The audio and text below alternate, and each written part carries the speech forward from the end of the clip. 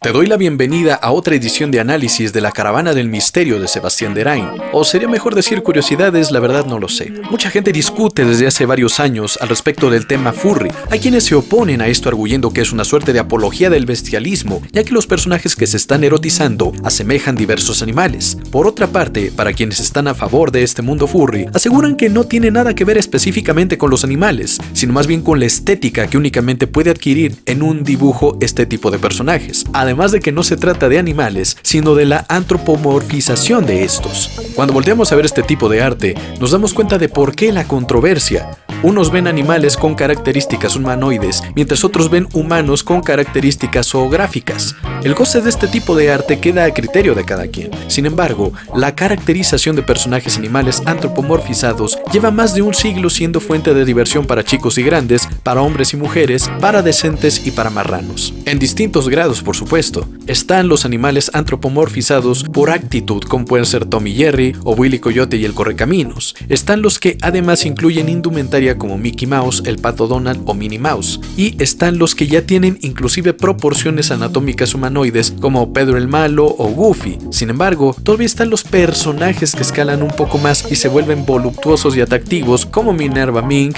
Lola Bunny o Luna de Helluva Boss. La historia que compartiré con ustedes resultará desconcertante, en tanto uno podría esperarse que si alguien se obsesiona con personajes furry, debería ser uno de los voluptuosos como Peck Pete o Sylvia Marple, pero no fue así.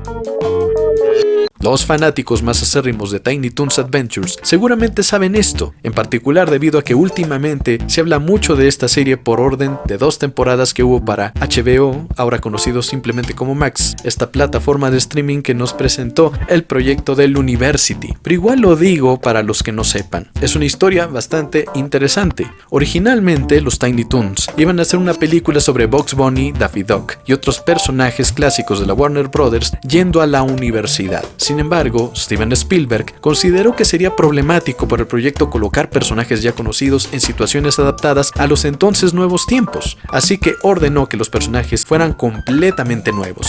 ¿Para qué forzar personajes viejos en situaciones nuevas si puedes tener personajes nuevos teniendo su propio momento? Y sí, recordando que existen los personajes viejos que los han inspirado, pero dando un aire fresco a un nuevo proyecto muy original. Warner quería seguir la oleada de creaciones de la segunda mitad de los años 80, donde personajes conocidos eran reinterpretados como niños. Estaban los Muppets Babies, Tom y Jerry Kids, los pequeños Picapiedra, pero Steven Spielberg no quería un proyecto tan desesperado, porque al hacer proyectos así, te ves obligado a siempre tomar en cuenta lo que los personajes siempre han sido, o de lo contrario, la gente va a incomodarse y va a rechazarlo. Y si no hay rating, no hay dinero, y si no hay dinero, no hay proyecto. Con personajes originales cada uno puede tomar su propio rumbo. Fue así como nacieron los Tiny Toons Adventures, donde el nombre original de Buster Bunny era Bitsy, pero el nombre era tan estúpido que el productor y escritor del show afirmó que ese nombre le daba tanto cringe que inmediatamente empezó a elaborar una lista de mejores nombres para el personaje hasta que finalmente eligieron Buster, como el de los cazadores de mitos.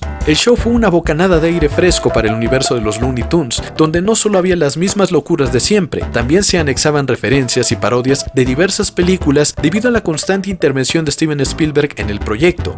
Este se hizo también a una velocidad inimaginable, pues se quería producir la serie completa en año y medio, por lo cual en muchas ocasiones es posible notar que los diseños y estilo de animación varían entre episodio y otro. No cabe duda de que el éxito que tuvo esta caricatura fue uno sin precedentes, porque era una serie animada que podía gustar tanto a los niños como a los adultos, en una época donde no era tan común que los adultos siguieran viendo caricaturas. Bueno, todavía sigue sin ser socialmente aceptado, pero al menos en estos tiempos ya no te sientes tan solo como antes. Ya hasta las convenciones se consideran grandes eventos y el internet abrió muchas oportunidades de interacción que antes no había para que los adultos expresaran sus gustos por la animación. Pero justo en esto es donde radica un gran problema que tuvo Tiny Toon Adventures.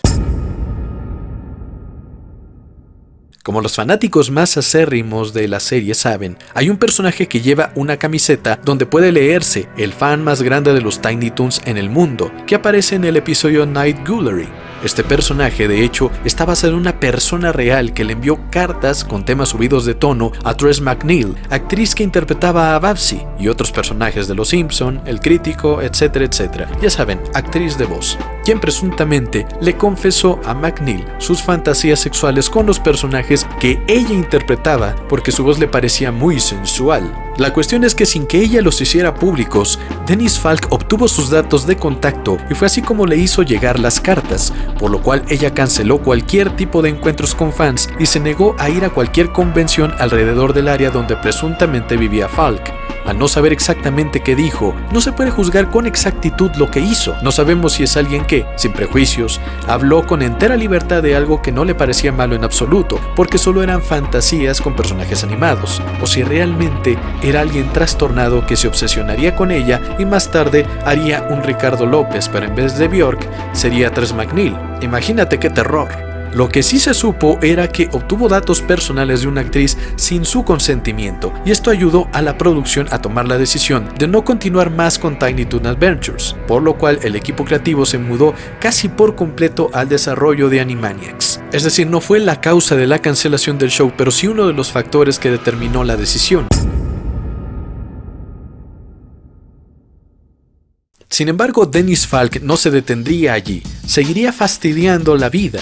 Luego del escándalo con la actriz de voz de Babsy, la gente comenzó a preguntarse quién era el acosador. Fue así que pronto usuarios de algunos foros dieron con Falk y lo señalaron de ser culpable de esta cancelación y de fastidiar a una actriz de voz que simplemente estaba haciendo su trabajo. Pero en vez de aterrarse por ello, Falk disfrutó sus 15 minutos de fama de una forma que nadie creería posible.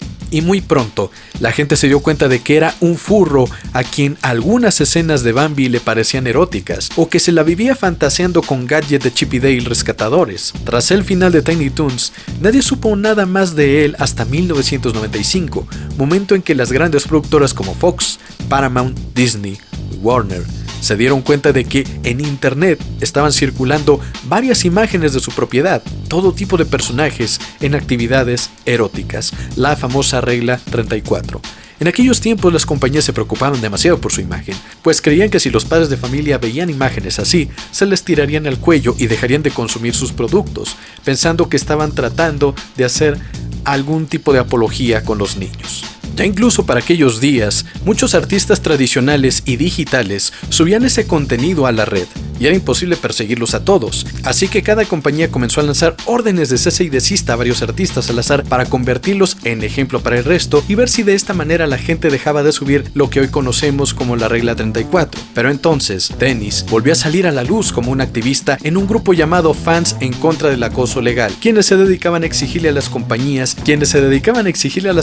que dejaran en paz a todos aquellos que hacían parodias porno de personajes animados, pues estaban atentando contra la libertad de expresión de la gente. Es decir, todos tenemos derecho a parodiar lo que sea y a quien sea mientras sea figura pública y no llegue a los ámbitos personales, como había sucedido precisamente con Tress MacNeille. Entonces veíamos que por una parte estaba esta paradoja, este sujeto acosador que realmente había obtenido datos privados de una persona, pero por otro lado tenía un punto con lo de la libertad de expresión. Y justo por eso fue la controversia, porque algo razonable provenía de alguien que había hecho algo muy reprobable. Junto con Carrie Dunotsu Arronen y otros más, iniciaron un movimiento de dibujos furry que no se dejó intimidar ante las grandes compañías, el cual posteriormente fue continuado por otros como Sarah Fatalis Wheeler y Eric T.D.K. Schwartz. Intentar censurar a la gente llevó a que el tema fuese más conocido y más gente empezó a dibujar regla 34 de más personajes. Ya ni siquiera se preocupaban de que lo que estaban dibujando tuviese sentido o no, y tampoco se trataba sobre ships canon de una serie, sino que podían ser padres con hijas,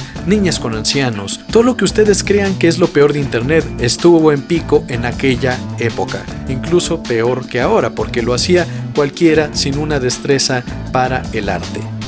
Simplemente era grotesco. Y finalmente las compañías fueron las que cesaron y desistieron, y hoy tenemos el internet que ya bien conocemos. ¿Qué piensas tú al respecto del caso de Dennis Falk? En fin, si el video te gustó, regálame un pulgarcito arriba y suscríbete a mi canal porque el amiguismo es la onda. Sebastián Derain para servirte.